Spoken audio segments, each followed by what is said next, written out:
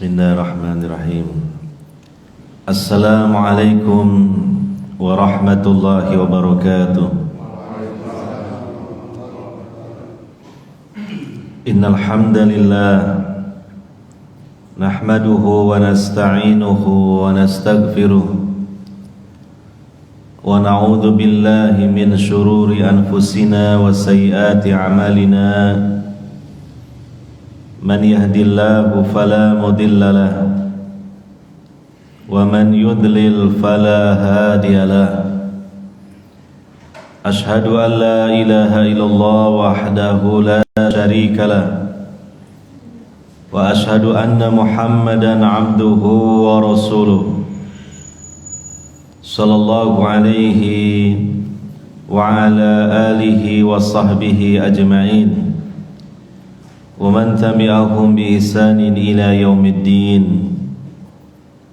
Wa qala tabaraka wa ta'ala fi kitabihil karim, ya ayyuhalladzina amanu taqullaha wal tanzur nafsum ma qaddamat lighad wattaqullaha innallaha khabirum bima ta'malun.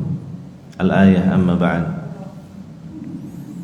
Hadirin wal hadirat, para bapak, para ibu, saudara-saudari sekalian yang semoga senantiasa mendapatkan rahmat dan taufik dari Allah Subhanahu wa taala.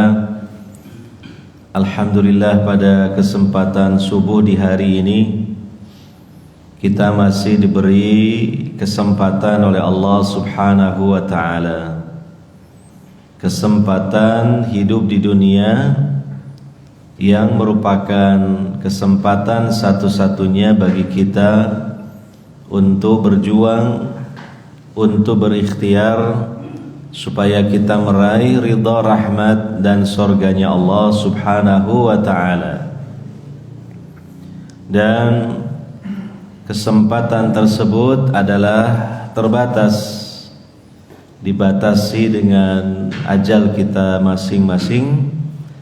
Dan seiring dengan perjalanan waktu, kita semua semakin mendekati ajal kita masing-masing. Untuk itulah maka mari tiada henti-hentinya kita selalu menasihati, kita selalu menguatkan di antara kita semua untuk tetap berada di atas hidayah Allah Subhanahu wa ta'ala, untuk senantiasa menetapi Islam dan iman, dan kita selalu berusaha untuk menyemangati diri kita agar selalu kita cinta kepada Allah Subhanahu wa ta'ala dengan jalan kita mendekatkan diri kepadanya, dengan jalan kita mempelajari agamanya dan melaksanakannya dengan ikhlas.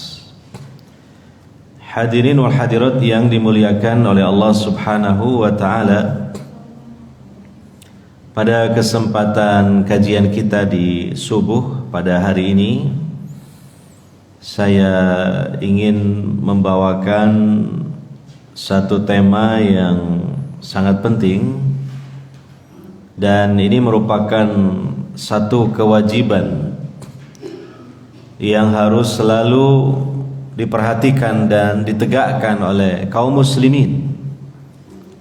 Jadi bukan hanya tiap individu dari kaum muslimin, tetapi komunitas kaum muslimin, yaitu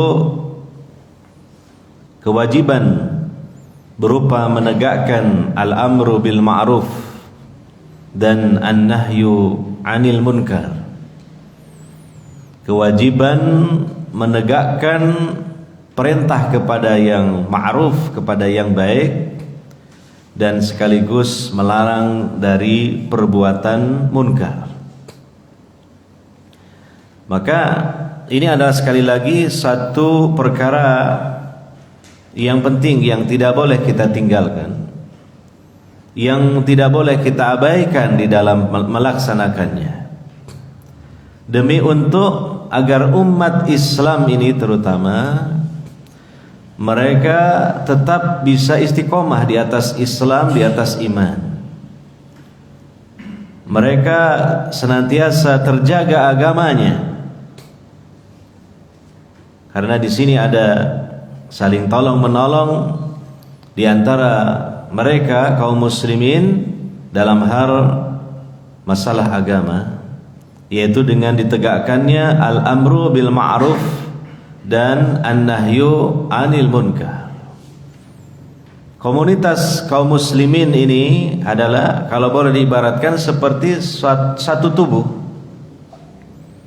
di mana tubuh itu, tubuh kita ya contohnya, akan sehat apabila senantiasa pertama mengkonsumsi makanan, minuman yang menyehatkan dan menjalani pola hidup yang sehat. Dan sekaligus yang kedua adalah menjauhi makanan, minuman yang tidak sehat, bahkan membahayakan tubuh, serta pola hidup yang tidak sehat. Nah, demikian kan mungkin kurang lebih teori kesehatan ya, yang kita ketahui supaya tubuh itu selalu sehat atau terjaga kesehatannya.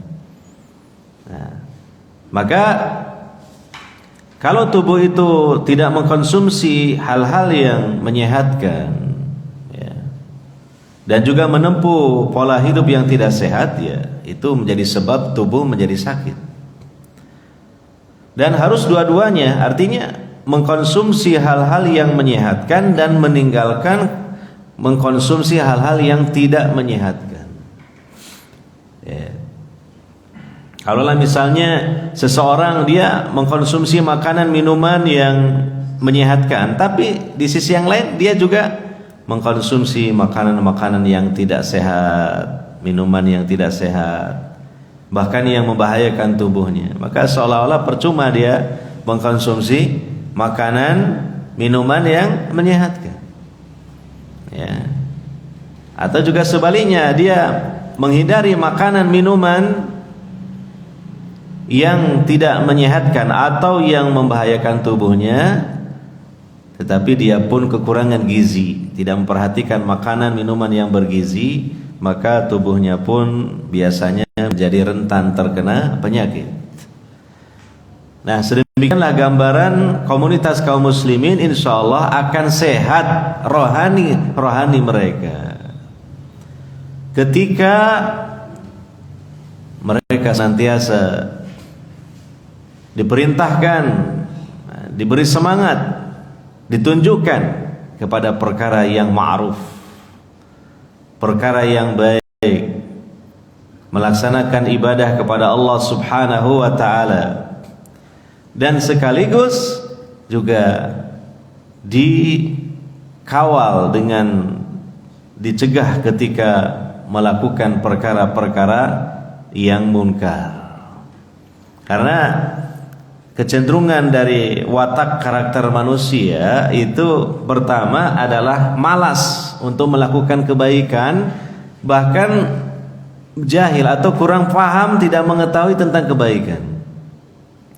Maka obatnya adalah dengan al-amru bil ma'ruf, diperintahkan kepada yang ma'ruf ya. Bagi yang belum tahu, diperintahkan ini menjadi tahu dan melaksanakannya.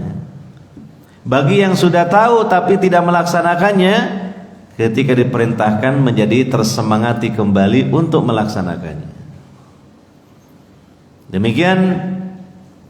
Yang kedua, watak karakter manusia, di dalamnya ada hawa nafsu, ditambah lagi setan datang masuk ke dalam hatinya yang selalu mengajak kepada keburukan, maka cenderung kepada keburukan, kepada maksiat ya. Maka obatnya adalah dengan an-nahyu 'anil munkar ya. Ketika jatuh dalam kemungkaran, ketika jatuh dalam dosa, jatuh dalam perbuatan maksiat, tentu tidak ada obatnya kecuali dilarang dari perbuatan maksiat itu.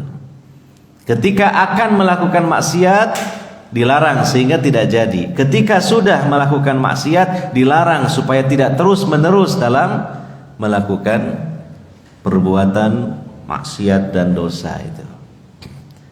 Maka dengan demikian insya Allah rohani-rohani, jiwa-jiwa kaum muslimin ini senantiasa terjaga untuk tetap baik, untuk tetap sehat. Dan persoalan al-amru bil ma'ruf wan nahyu anil munkar ini semestinya harus difahami secara positif. Jangan dipahami atau dipersepsikan negatif. Ya, mungkin saja ketika ada sebagian di antara kita kaum muslimin menegakkan al-amru bil ma'ruf wan nahyu anil munkar, kemudian apa? Dianggap kok ngurusi urusan orang lain sih? Kok sentimen kepada yang lain sih? Kenapa sih nggak ngurusi dirinya saja dan keluarganya saja? Nah, ini kesalahan dalam persepsi dalam memahami al-amru bil ma'ruf wan nahyu anil munkar. Yang terjadi kan saling, ya. Tidak harus selalu bahwa yang menegakkan al-amru bil ma'ruf wan nahyu anil munkar itu orangnya itu-itu saja. Tidak, semua. Dalam artian satu ketika si fulan A yang menegakkan al-amru bil ma'ruf wan nahyu anil munkar terhadap si fulan B misalnya. Nah, suatu ketika terbalik, si fulan B yang menegakkan al-amru bil ma'ruf wan nahyu anil munkar kepada si fulan A. Sehingga ini sama dengan at-ta'awun 'alal birri wat taqwa. Kerjasama dalam albir dan at-taqwa. Kata para ulama, ya, dalam syarah, dalam penjelasan mereka, ketika disebut albir dengan at-taqwa itu memiliki makna masing-masing yang sedikit berbeda satu sama lain. Ya. At-ta'awun 'alal birri wat taqwa, sebagaimana yang Allah perintahkan dalam Al-Qur'an, wa ta'awanu 'alal birri wat taqwa, dan bekerjasamalah bahu membahulah kalian dalam perbuatan albir at-taqwa. Ini kata para ulama, albir at-taqwa ada sedikit perbedaan. Yang dimaksud dengan albir, ya, itu adalah dalam melaksanakan perintah-perintah Allah. Sedangkan at-taqwa dalam meninggalkan larangan-larangan Allah. Maka sekali lagi, hakikatnya ditegakkannya al-amru bil ma'ruf wan nahyu anil munkar itu adalah bagian dari bentuk ta'awun 'alal birri wat taqwa. Bekerja sama dalam perbuatan albir dan ketakwaan. Di mana ini adalah satu hal yang sangat penting dalam hidup ini, dan itu sama dengan ibadah, dan ibadah ini adalah hal yang paling utama dalam kita hidup di dunia yang harus kita laksanakan. Sebagaimana Allah Ta'ala berfirman, wa ma khalaqtul jinna wal insa illa liya'budun. Dan tidaklah aku, kata Allah, menciptakan jin dan manusia melainkan supaya mereka beribadah kepadaku. Ya.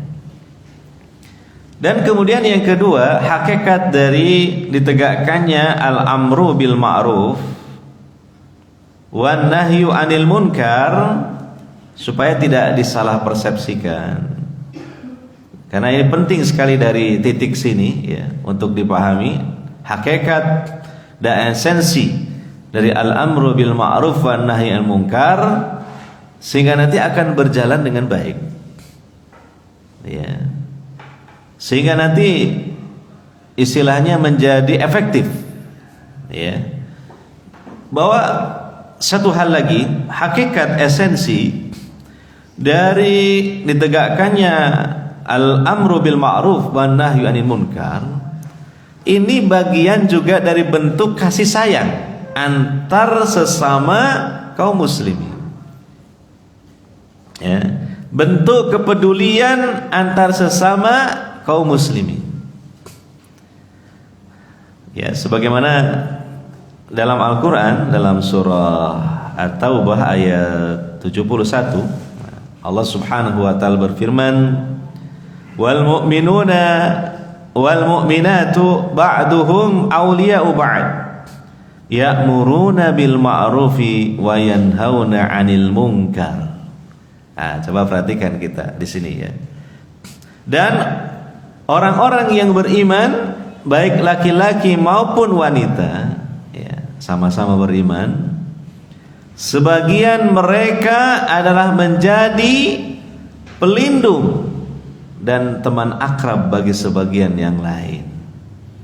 Mereka senantiasa memerintahkan kepada yang ma'ruf dan mereka senantiasa mencegah dari perbuatan munkar. Coba perhatikan di sini ya, dua penggalan pada ayat tersebut. Allah menyebut pertama hakikat orang-orang beriman itu bersaudara.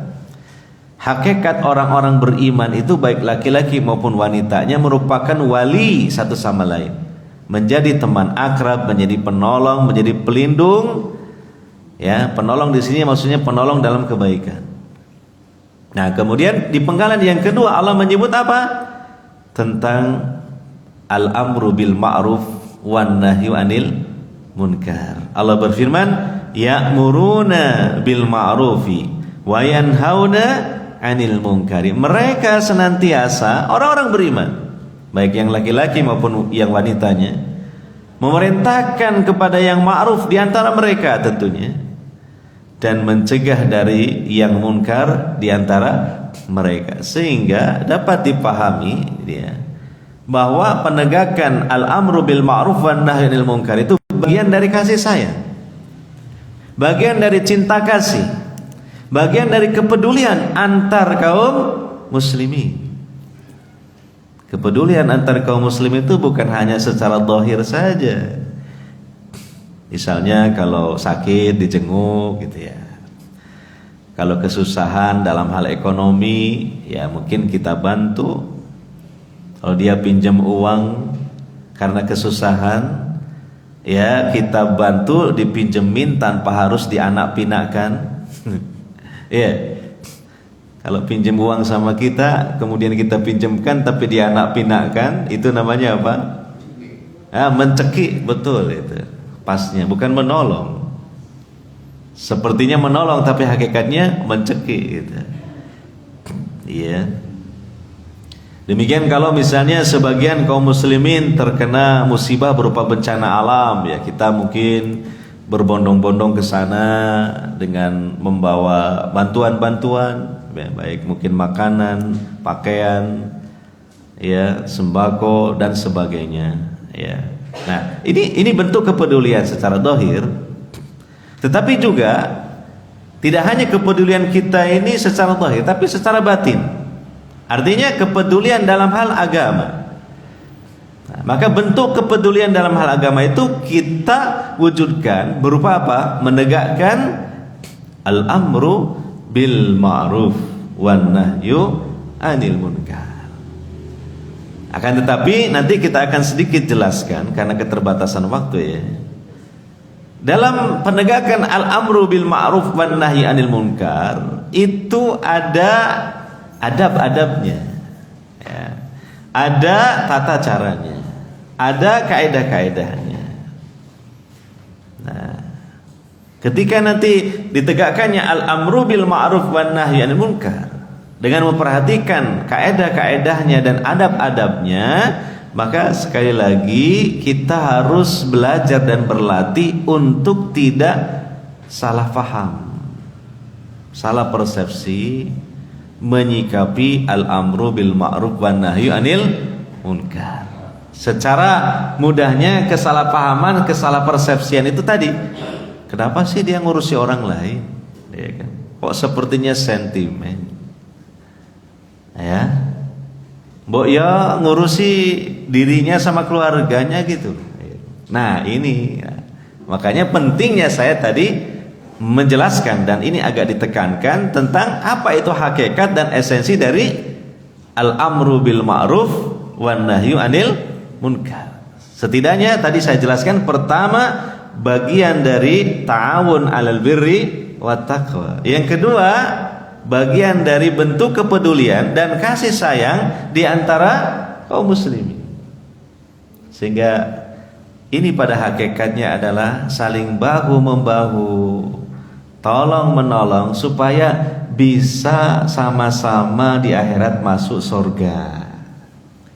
Ya, sama-sama masuk surga. Iya, kaum muslimin, kaum mukminin di dunia ini Allah perintahkan untuk menjalin hubungan yang dekat dalam kebaikan, dalam ketakwaan, tolong menolong, saling peduli.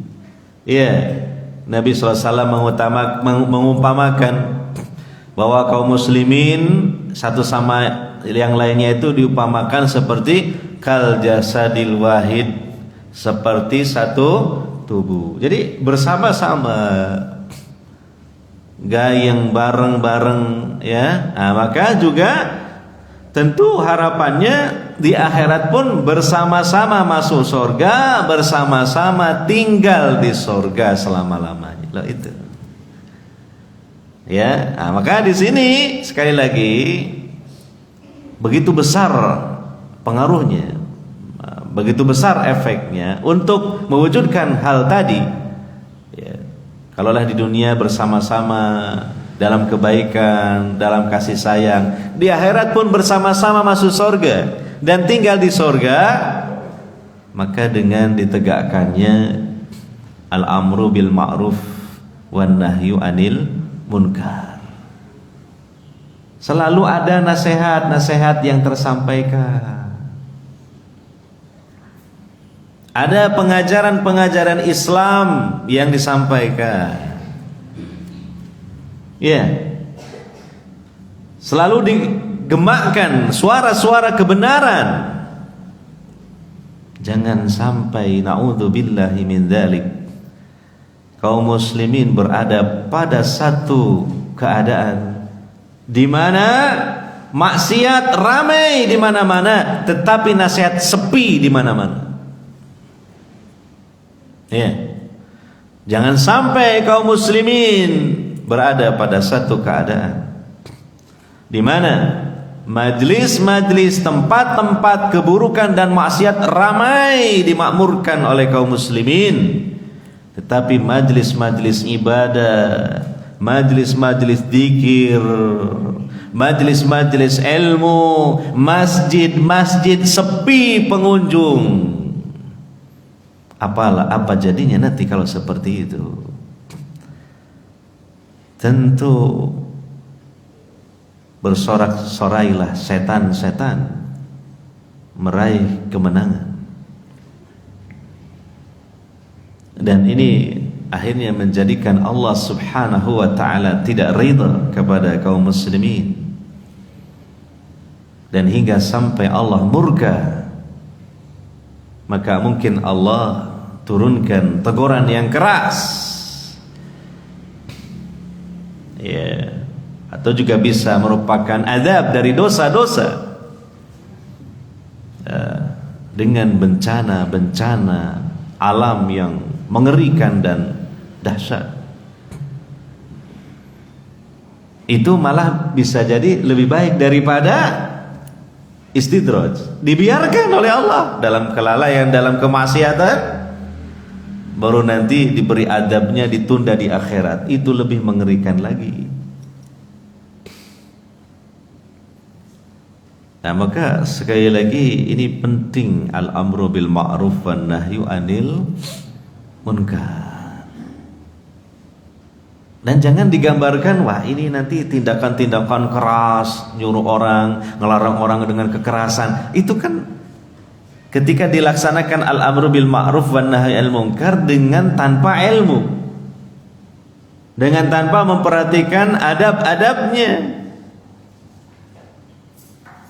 Ditambah lagi kaum muslimin sudah punya persepsi bahwa buat apa amar ma'ruf nahi munkar, kok sepertinya ngurusi orang lain sih gitu ya.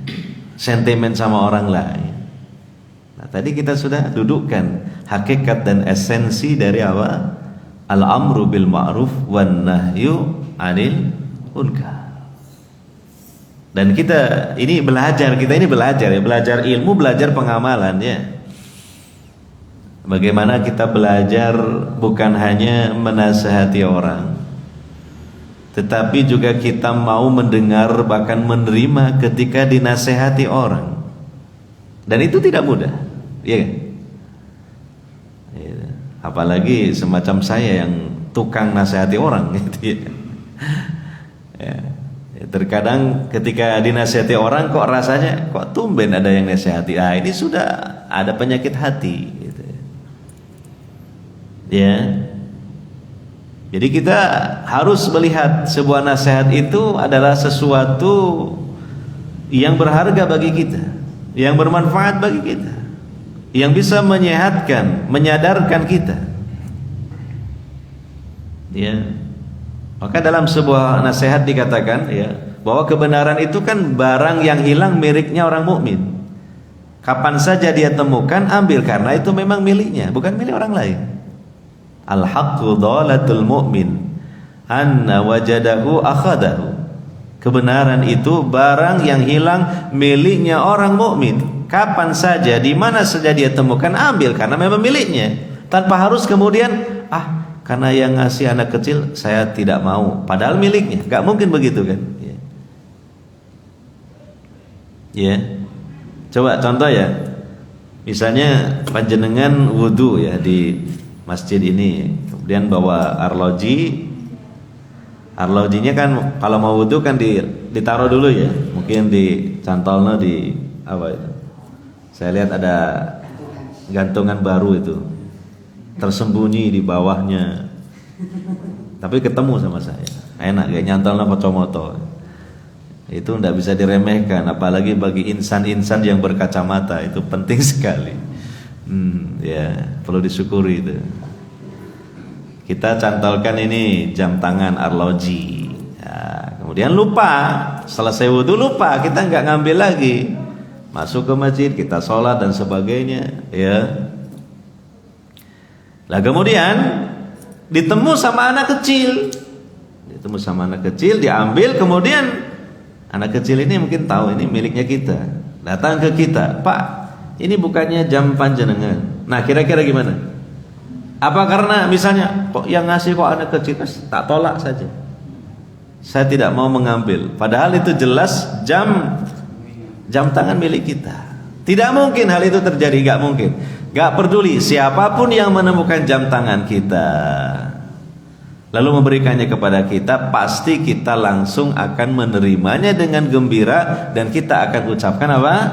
Terima kasih kepada yang menemukan dan menghantarkannya kepada kita. Nah, demikianlah gambarannya. Kebenaran itu dari siapapun orangnya yang menyampaikan kepada kita, itu milik kita. Kebenaran itu yang namanya milik kita berarti tidak ada kamus menolak, pasti akan menerima. Nah, ini sekali lagi kadang tidak mudah ya dalam prakteknya. Perlu ada keikhlasan di dalam jiwa, ada ketawaduan di dalam hati, kerendahan hati ya. Perlu ada kelapangan dada ya. Makanya Allah Ta'ala mengatakan, fadzakir fa inna dzikra tanfa'ul mu'minin. Berilah peringatan, sesungguhnya peringatan itu bermanfaat bagi orang-orang yang beriman. Dan juga kita akan selalu beruntung ya, ketika kita itu pertama beriman, kedua beramal soleh, ketiga saling menasehati dalam kebenaran, keempat saling menasehati dalam kesabaran. Berarti ketika kita dinasehati dan nasihat itu benar, bahkan sesuai dengan apa yang ada pada diri kita, memang kita ada kesalahan, maka kalau kita ingin beruntung, terima nasihat itu. Kalau kita tolak, merugi. Allah mengatakan, wal 'asr innal insana lafi khus. Demi waktu asar, Sesungguhnya manusia itu dalam keadaan merugi, kecuali illal ladzina amanu wa amilus solihati wa tawasaw bil haqqi wa tawasaw bis sabr. Ya, hadirin wal hadirat yang dimuliakan oleh Allah Subhanahu wa taala. Maka ini sekali lagi al-amru bil ma'ruf wan nahyi anil munkar ini kita upayakan untuk selalu ditegakkan. Ya, mulai dari sekup yang kecil, ya, yaitu dalam kehidupan rumah tangga kita. Terutama kita kaum laki-laki ini, para bapak, para suami, para bapak, para ayah, ini adalah nakhoda dari bahtera rumah tangga kita masing-masing. Kita pemimpin dari keluarga kita, dan Allah akan meminta pertanggungjawaban atas kepemimpinan kita pada hari kiamat kelak. Maka jangan sampai ditinggalkan satu kewajiban ini di dalam kehidupan rumah tangga, yaitu apa? Al-amru bil ma'rufi wan nahyu anil munkar. Walaupun ya pada hasilnya ternyata kadang tidak sesuai dengan yang kita harapkan. Contoh, kita punya beberapa anak, ada yang nurut, ada yang tidak nurut, ada yang soleh, ada yang tolah-toleh. Iya. Hasil itu Allah yang memberikan kepada kita. Yang harus kita lakukan dan Allah menilai adalah niat kita dan upaya kita, kesungguhan kita. Kan sudah ada contohnya. Nabi Nuh kurang apa?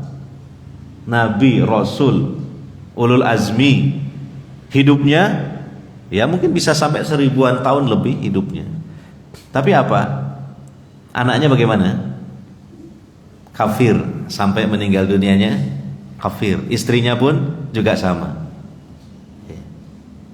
Ini contoh. Padahal Nabi Nuh itu, coba lihat di surah Nuh di awal-awal, beliau itu orang yang betul-betul keluhannya kepada Allah itu masalah dakwah. Mendakwahi kaumnya siang dan malam, dengan sembunyi-sembunyi, dengan terang-terangan, apalagi keluarganya tentu kan. Bagaimana beliau mendidik, bagaimana beliau mengajak kepada Islam. Tapi hakikatnya hidayah ada di tangan Allah Subhanahu wa ta'ala. Sehingga kalau ada orang yang soleh, yang dia sudah berusaha mensolehkan keluarganya, ternyata keluarganya tidak soleh, atau ada sebagian keluarganya yang tidak soleh, bukan berarti orang ini jadi tidak soleh. Ya kan? Tapi itulah namanya juga hidayah, ada di tangan Allah Subhanahu wa ta'ala. Bahkan ada seorang kepala rumah tangga tidak soleh, apalagi mengajak keluarganya kepada kesolehannya, tapi keluarganya soleh-soleh. Ada seperti itu. Ada apa tidak? Ada. Itu. Ya. Nah justru model yang pertama itu di hadapan Allah lebih mulia. Walaupun ada yang tidak soleh, tapi dia sudah ikhlas, sudah berusaha mensolehkan. Yang kedua, tanpa susah payah, keluarganya malah yang soleh. Bahkan keluarganya yang sering nasihatin dan mendoakan kepala rumah tangganya yang tidak soleh. Makanya kita jangan tergesa-gesa menilai dan menyimpulkan. Ya, jangan tergesa-gesa. Ya sudahlah, itu urusan mereka dan urusannya diserahkan kepada Allah Subhanahu wa ta'ala. Yang penting kita ini berusaha di tengah-tengah keluarga kita mengajak kepada kesolehan, mendoakan mereka supaya menjadi hamba-hamba Allah yang soleh dan solehah. Rabbana hablana min azwajina wa dzurriyyatina qurrata a'yun waj'alna lil muttaqina imama. Dan kita berusaha untuk sabar, tidak bosan-bosan. Contoh ya, masalah sholat saja. Kan tidak semua kita punya keluarga itu ya nurut-nurut lah. Termasuk juga masalah melaksanakan sholat ya. Ada yang sregep tanpa disuruh udah berangkat. Ada yang harus disuruh, ada yang harus disuruh berulang-ulang, ada yang disuruh berulang-ulang gak berangkat-berangkat. Iya kan?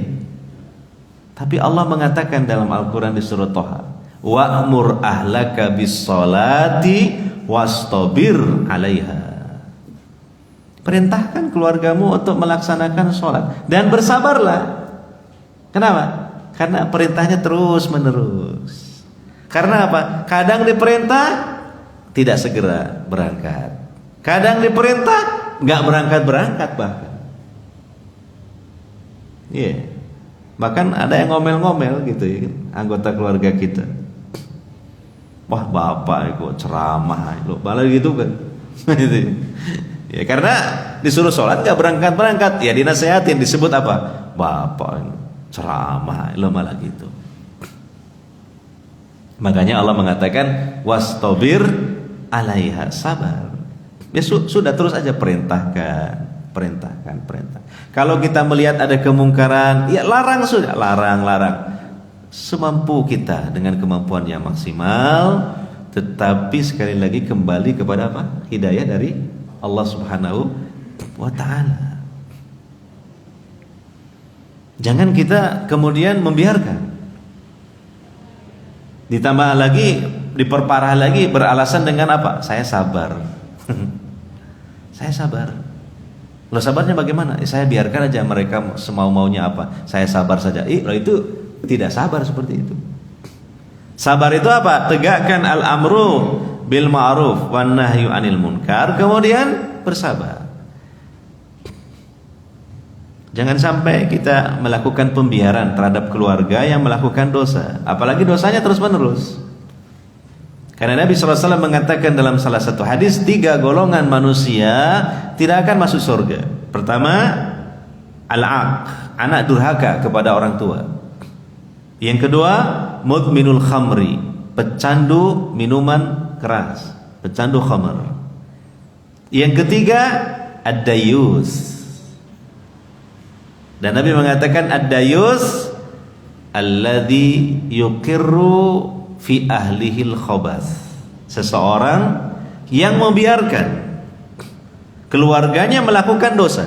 Itu namanya dayus, seseorang yang tidak punya rasa cemburu. Makanya kita ya sudah sabar saja, perintahkan, larang, perintahkan, larang, begitu terus. Ya, ada kalanya kita marah, nggak apa-apa. Marah kita kan marah yang baik. Ketika perintah itu tidak segera diperhatikan atau larangan itu tidak segera ditinggalkan, yaitu marah yang terpuji. Asal jangan marahnya keterlaluan, tidak terukur. Ya, kita suruh keluarga kita sholat, nggak mau sholat, kita marahnya sambil meso-meso, lah itu namanya. Nah, mereka jatuh dalam dosa, kita juga jatuh dalam dosa juga akhirnya. Apalagi melaknat gitu ya, melaknat, mendoakan jelek, nah itu tidak boleh. Justru harus didoakan doa yang baik. Ya. Hadirin wal hadirat yang dimuliakan oleh Allah Subhanahu wa ta'ala. Ya. Amar ma'ruf dan nahi munkar itu satu hal yang sangat dipuji oleh Allah Subhanahu wa ta'ala. Kita bisa perhatikan di Al-Quran hal itu ya, yaitu di surah Ali Imran ayat 110. Kuntum khaira ummatin ukhrijat linnas ta'muruna bil ma'rufi wa tanhauna 'anil munkari wa tu'minuna billah. Kalian itu menjadi sebaik-baik umat, menjadi umat terbaik. Dikeluarkan untuk manusia, kalian memerintahkan kepada yang ma'ruf dan melarang dari yang munkar, dan kalian beriman kepada Allah. Al-Imam Ibnu Katsir dalam tafsirnya beliau mengatakan yang artinya, barang siapa dari umat ini yang memiliki sifat semacam ini, jadi menegakkan al-amru bil ma'ruf wan nahyu 'anil munkar dan beriman kepada Allah, Maka mereka termasuk dalam pujian yang disebutkan dalam ayat tersebut. Dipuji oleh Allah. Allah mengatakan kuntum khaira ummah. Ini luar biasa kan? Kalian ini menjadi sebaik-baik umat terbaik. Dipuji oleh Allah. Ya. Nah, barang siapa yang tidak memiliki sifat semacam itu, tidak menegakkan al-amru bil ma'ruf wan nahyi 'anil munkar, dan juga tidak beriman kepada Allah, maka mereka memiliki keserupaan dengan ahlul kitab. Ya. Tasabuh, ya, keserupaan, bahkan ini tasabuh yang sangat parah. Keserupaan dengan ahlul kitab, di mana Allah Subhanahu wa taala mencela ahlul kitab sebagaimana Allah sebutkan di surah Al-Maidah ayat 79. Allah berfirman, kanu la yatanahawna am munkarin fa'alu. Mereka itu ahlul kitab tidak saling mencegah dari kemungkaran yang mereka lakukan. Nah, jadi pada satu sisi ketika umat Islam ini menegakkan al-amru bil ma'ruf wan nahyi 'anil munkar, Allah puji dengan menyebut apa? Khairu ummah, sebaik-baik ummah. Tapi kalau kaum muslimin mengabaikan penegakan al-amru bil ma'ruf wan nahyi 'anil munkar, ada keserupaan dengan ahlul kitab. Ini tercela tentunya. Ya. Mereka abai terhadap penegakan al-amru bil ma'ruf wan nahyu 'anil munkar. Maka mereka jatuh dalam kerusakan dan kehancuran. Ya. Hadirin wal hadirat yang dimuliakan oleh Allah Subhanahu wa taala. Kemudian untuk menegakkan al-amru bil ma'ruf wan nahyi 'anil munkar ini setidaknya harus memiliki 3 bekal. Sebagaimana yang diterangkan oleh Syekhul Islam Ibnu Taimiyah rahimahullah taala. Beliau mengatakan orang yang ingin menegakkan al-amru bil ma'ruf dan an-nahyu 'anil munkar semestinya memiliki 3 bekal. Apa saja 3 bekal itu? Yang pertama, al-ilmu, ilmu syariat Islam. Ya. Supaya apa? Pertama, dengan dia memiliki modal ilmu, maka dia dalam memerintahkan yang ma'ruf dan mencegah dari yang munkar itu tepat.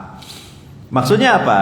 Yang diperintahkan benar-benar perkara yang ma'ruf menurut syariat, dan yang dia larang benar-benar perkara yang munkar menurut syariat. Ini kan harus belajar.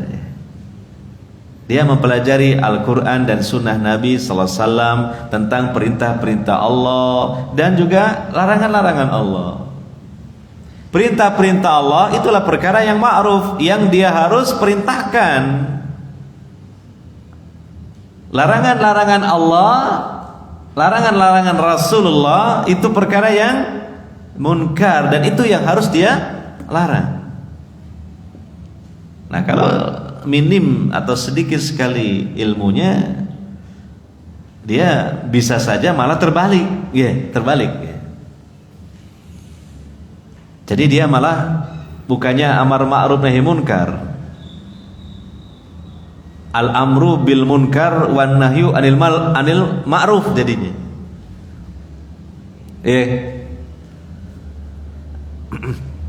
Menurut syariat sebenarnya sesuatu itu perkara yang ma'ruf, tapi dia anggap munkar. Akhirnya dia melarang orang lain dari perbuatan itu, melarang orang lain melakukan ibadah. Jadi terbalik.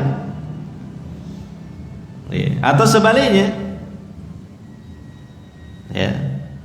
sebenarnya sesuatu itu adalah perkara yang munkar, tapi dia menganggapnya ma'ruf. Akhirnya dia perintahkan orang lain untuk melaksanakannya. Berarti orang lain itu diperintah untuk melaksanakan maksiat. Nah, jadi terbalik karena sedikit ilmu. Makanya bekal utama yang harus dimiliki adalah pertama ilmu.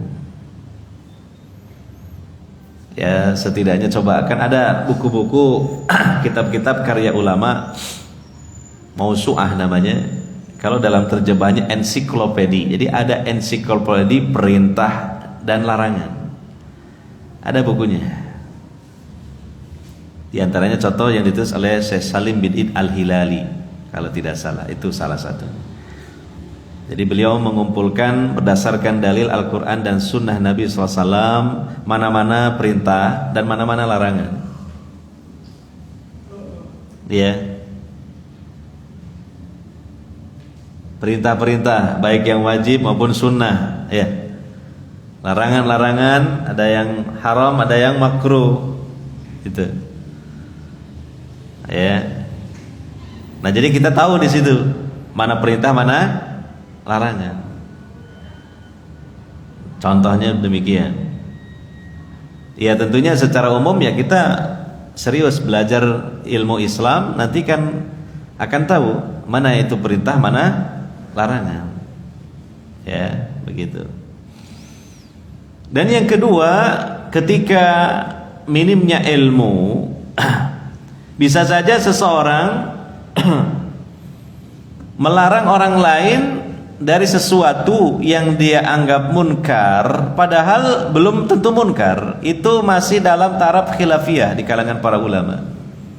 Belum disepakati kemungkarannya. Masalah apa? Khilafiyah dalam fikih. Nah, ini yang kita perlu harus belajar ini.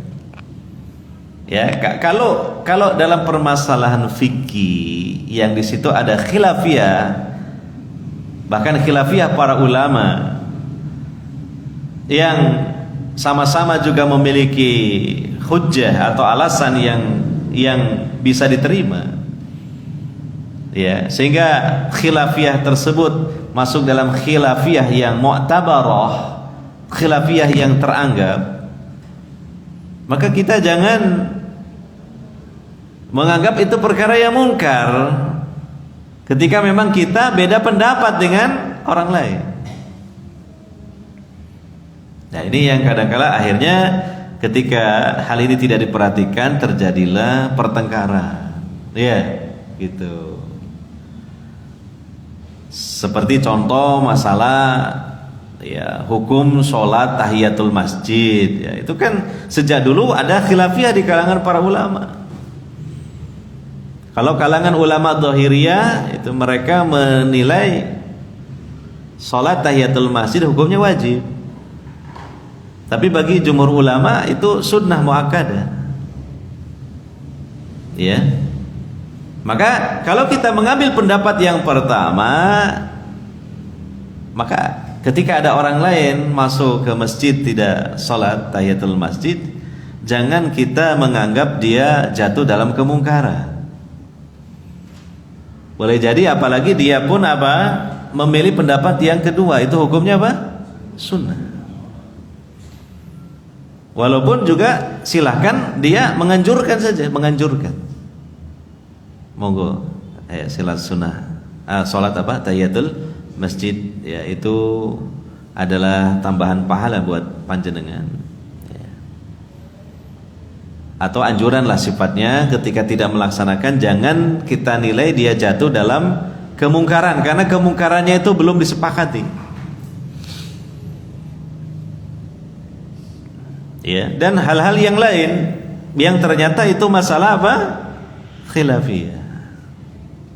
Ya, kita harus berlapang dada, bertoleransi, karena pihak lain yang memang melaksanakan hal yang berbeda dengan kita juga memiliki dalil dan alasan yang kuat.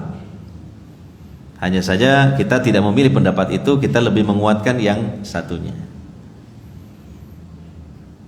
Nah, jadi ini kan penting itu memahami masalah itu. Makanya kita mengingkari kemungkaran, ya yang sudah disepakatilah memang itu kemungkarannya. Itu sudah disepakati bahwa perbuatan itu perbuatan maksiat, perbuatan dosa. Gitu. Ya.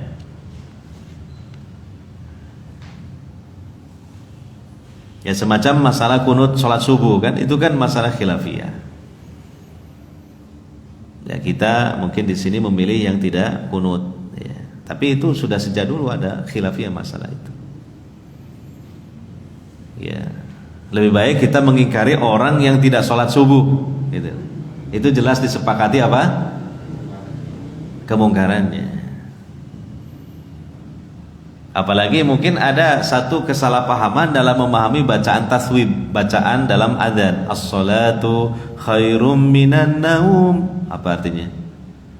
Salat itu lebih baik daripada tidur. Nah, dia memahami begini, tidur itu kan juga masih baik, cuma kalau salat lebih baik lagi. Wah, ini perlu dijelaskan. Salah paham. Memahami khairunnya itu dalam uslub bahasa Indonesia. Padahal dalam bahasa Arab, bahasa Quran, bahasa hadis, khairun itu belum tentu membandingkan antara dua hal yang sama-sama baik, cuma yang satunya lebih baik, bukan begitu. Bisa juga itu membandingkan dua hal yang satunya baik, yang satunya jelek sekali. Dengan bahasa apa? Khairun. Ya.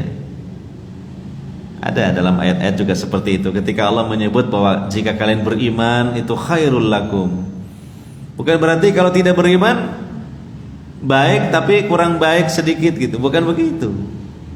Jelas kalau tidak beriman kafir itu jelek sekali.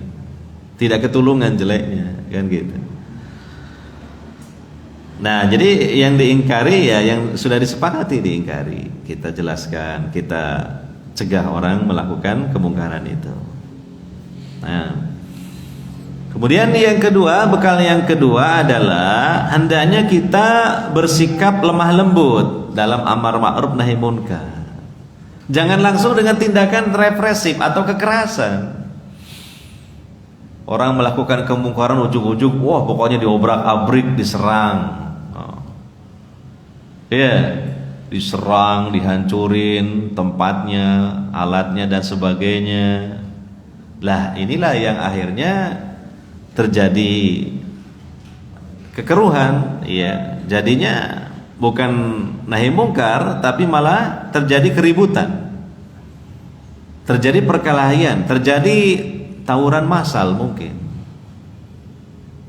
Iya. Jadi harus dengan lemah lembut karena apa? Hakikat dari amar ma'ruf nahi munkar itu memang bentuk dari cinta kasih kepada sesama saudara kaum muslimin. Jadi ditegur, dinasihati, dijelaskan, begitu. Ya. Demikian. Baru kemudian bisa meningkat ke yang lain setelah mungkin melihat hal-hal yang lain. Misalnya kita ini punya kekuatan, kita ini mungkin pemimpin, kita ini kepala rumah tangga. Ketika larangan kita tidak digubris berulang-ulang, baru bukan dengan kekerasan, dengan suara yang keras misalnya. Kekerasan dengan suara keras kan beda. Ya. Ya. Dengan mungkin adanya ya sanksi-sanksi kalau tidak dihiraukan. Nah, karena Nabi sallallahu alaihi wasallam mengatakan dalam hadis riwayat Imam Muslim secara umum, innar rifqa la yakunu fi syai'in illa zana wa la yunza'u min syai'in illa sana. Sesungguhnya kelemah lembutan tidaklah ada pada sesuatu apapun melainkan akan menghiasinya. Dan ketika kelemah lembutan itu ditiadakan, dicabut dari sesuatu apapun melainkan akan menjelekkannya, memperburuknya. Bisa kita perhatikan di sini yang kadang kita lupa ya masalah ini, padahal ini penting. Masalah kelemah lembutan itu kata Nabi dalam segala apapun urusan perkara ada kelemah lembutan, nanti akan menghiasinya, menjadikan indah. Karena kalau tidak ada kelemah lembutan dalam apapun itu akan menjadi buruk. Saya pikir-pikir, iya benar sekali ini, ya kan? Pasti benar ya. Apapun itu, coba dalam kita bergaul dengan teman, bergaul dengan keluarga misalnya. Kalau tidak ada kelemah lembutan, apa yang terjadi? Iya, gampang emosi, bertengkar, keras hati, ya, gak nyaman akhirnya, dan akhirnya bisa tidak awet hubungan itu. Iya. Demikian juga dalam hal yang lain lagi, dalam segala hal bahkan, misalnya kita ada perkumpulan yayasan, ada organisasi ketakmiran masjid, ya. Nah ini harus ada kelemah lembutan ketika menyampaikan pendapat, ketika mungkin mengkritik pendapat yang lain yang dirasa memang kurang pas, harus dilandasi dengan lemah lembut. Ketika mengadakan rapat saja ya, contoh ya, kalau tidak ada kelemah lembutan, apa yang terjadi? Bukannya rapat itu merapatkan barisan, malah merenggangkan barisan. Bertengkar, yang ini keras suaranya meninggi, yang itu juga gak mau kalah. Akhirnya apa? Bertengkar, sama-sama emosi. Ada yang keluar dari majelis rapat, ada yang sampai keluar dari kepengurusan malah gitu. Istilahnya apa bahasa Jawanya? Mutung. Iya. Nah, ini mungkin bisa jadi karena kurangnya dibiasakan kelemah lembutan. Gitu. Makanya kata Nabi sallallahu alaihi wasallam ya, bahwa kaum muslimin ini yang Allah firmankan juga dalam Al-Qur'an, bahwa kaum muslimin itu asyidda 'alal kufar ruhama bainahum. Keras kepada orang kafir tapi berlemah lembut kepada sesama kaum mukminin. Sampai para ulama mulai dari para sahabat dan seterusnya menjelaskan bahwa ya perumpamaannya kalau kita bersama dengan sesama kaum muslimin itu seperti seorang budak malah dengan majikannya, nurut saja gitu. Nah kalau boleh kita juga umpamakan kalau sesama kaum muslimin itu seperti kita ini jadi kucing yang jina. Tapi nanti kalau berhadapan dengan orang kafir berubah jadi macan, jadi singa. Nah, itu. Jangan dibalik. Sama kaum muslimin kayak macan, sama orang kafir jadi kecil lembut kayak kucing gitu. Nah ini terbalik ini. Atau juga apa? Kepada orang kafir seperti macan, kepada orang muslimin seperti singa. Nah ini juga salah, kebablasan garangnya. Atau juga kepada kaum muslimin seperti kucing, ya kepada orang kafir pun seperti kucing juga. Nah itu pun salah. Nah ini kelemah lembutan ya harus ada dalam penegakan al-amru bil ma'ruf wan nahyu 'anil munkar, sehingga akan mudah diterima dan nantinya akan efektif serta produktif ya. Kemudian yang ketiga, bekal yang ketiga yaitu apa? As-sabru, sabar. Nah ini kan luar biasa kalau tiga bekal ini dimiliki, ya kan? Pertama apa tadi? Ilmu. Yang kedua lemah lembut. Ketiga sabar. Allah Ta'ala menceritakan nasihat Luqman Al-Hakim ketika menasihati putranya dalam surah Luqman ayat 17. Wa'mur bil ma'rufi wanha 'anil munkari wasbir 'ala ma asabak. Inna dzalika min azmil umur. Perintahkanlah kepada yang ma'ruf dan larang dari yang mungkar, dan bersabarlah atas apa yang menimpamu. Sesungguhnya yang demikian itu adalah perkara yang diwajibkan. Nah, Jadi 3 hal ini bekal utama untuk al-amru bil ma'ruf wan nahyu anil munkar. Dan kata para ulama, 3 hal ini sebenarnya lebih tepatnya dilaksanakan secara berurutan. Begini maksudnya, seseorang sebelum dia menegakkan al-amru bil ma'ruf wan nahyu anil munkar, dia harus membekali dirinya dengan ilmu. Yang kedua, ketika dia melaksanakan al-amru bil ma'ruf wan nahyu 'anil munkar, landasi dengan kelemah lembutan. Jadi proses amar ma'ruf dan nahi munkarnya ini dengan landasan apa? Kelemah lembutan. Dan yang ketiga, setelah amar ma'ruf nahi munkar, sabar. Karena bisa jadi nanti mendapatkan respon yang tidak baik. Mungkin orangnya malah tersinggung, orangnya malah marah, orangnya kurang berkenan. Apalagi kalau mencegah dari perbuatan munkar, itu lebih berisiko daripada al-amru bil ma'ruf. Iya atau tidak? Iya. Karena apa? Karena dicegah, dihentikan, dilarang. Dia merasa sudah asyik dengan kemaksiatannya. Ya, sudah merasa enjoy dengan apa? Kemaksiatan. Kemudian dihentikan, nah dia marah. Makanya orang yang menegakkan nahi mungkar tadi hendaknya susul dengan dia menampilkan apa? Kesabaran, harus sabar. Itu sama dengan contoh kecil lah. Kita nih, mohon maaf ya, suami pengen negor istri karena ada kesalahan lah. Harus siap-siap untuk sabar. Betul atau tidak? Tapi jangan lupa, ilmu harus punya ilmunya. Yang kedua apa? Lemah lembut. Nah, siap-siap aja nanti. Setelah selesai amar ma'ruf nahi munkar, apa harus sabar. Setelah dilarang itu istrinya nangis. Kemudian, Mas terno aku mulih nang wong tuaku. Lah kan harus sabar gitu loh. Gitu. Iya. Nah itu. Iya kan? Harus sabar. Macam-macam lah. Nah, ada kalanya ternyata responnya malah bagus. Malah dia itu seneng, bangga, gembira, bersyukur punya suami. Itu betul-betul jadi imam.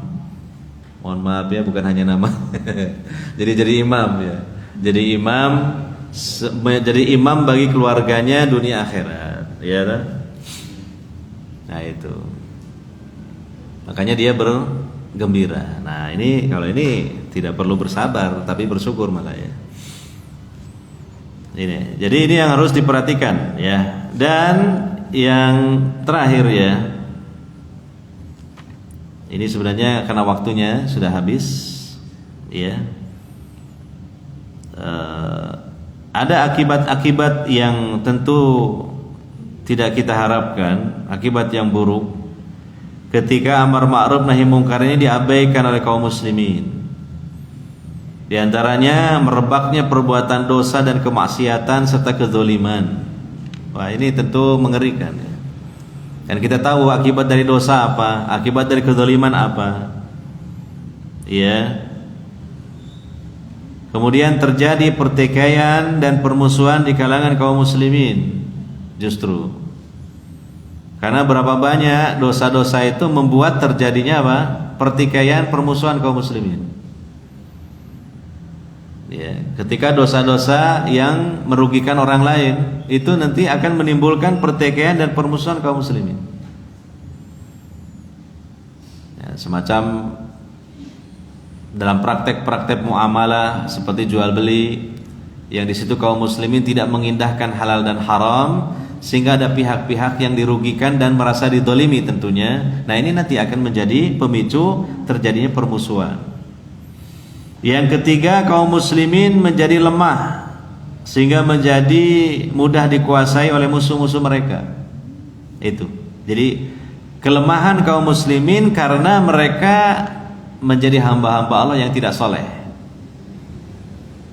Ya, meninggalkan perintah malah mengerjakan larangan Allah. Itu justru menjadi sasaran empuk bagi musuh-musuh kaum muslimin.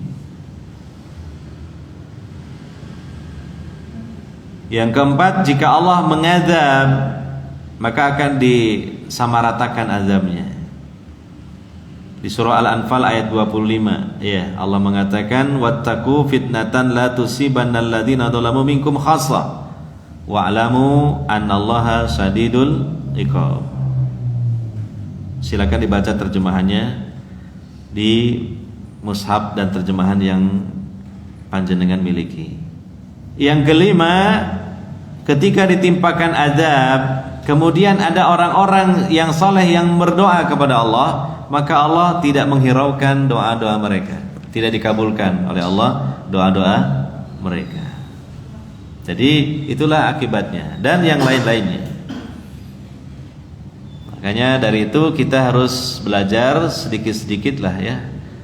Ada amar ma'ruf nahi mungkar, ada nasihat-nasihat yang tersampaikan, digemakkan suara-suara kebenaran, jangan sampai sepi. Ya, di tengah keluarga kita, ya di tengah masyarakat kita, mungkin di kalangan kita yang sering bergaul berkumpul, ya kalau melihat ada kemungkaran jangan diam. Sampaikan saja nasihat teguran yang penuh kelemah lembutan. Itu penting. Iya.